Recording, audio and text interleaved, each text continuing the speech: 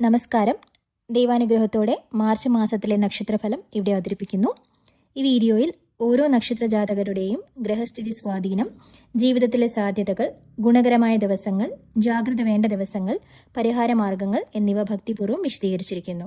ഈ ഫലം പൊതുവായതാണ്. വ്യക്തിഗത ജാതക പ്രകാരം ഫലം മാറാം. ദൈവവിശ്വാസത്തോടെ കേൾക്കുക, ശുഭഫലങ്ങൾ അനുഭവിക്കട്ടെ. വീഡിയോ ഉപകാരപ്രദമാണെന്ന് തോന്നിയാൽ ലൈക്ക് ചെയ്യുക, ഷെയർ ചെയ്യുക. കൂടുതൽ നക്ഷത്രഫലങ്ങൾക്കായി ചാനൽ സബ്സ്ക്രൈബ് ചെയ്യുക. ദൈവാനുഗ്രഹം എല്ലാവർക്കും ഉണ്ടാവട്ടെ. പുണർദം നക്ഷത്രം.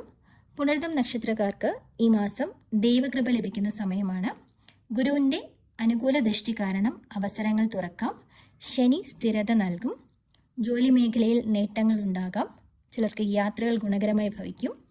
കുടുംബത്തിൽ സന്തോഷ വർത്തമാനങ്ങൾ ലഭിക്കും. ആരോഗ്യം നല്ലതായിരിക്കും. വ്യാഴാഴ്ച ദാനകർമ്മങ്ങൾ ചെയ്യുക. ഗുണകരമായ ദിവസങ്ങൾ 5, 14, 23. ജാഗ്രത പാലിക്കേണ്ട ദിവസങ്ങൾ 1, 19.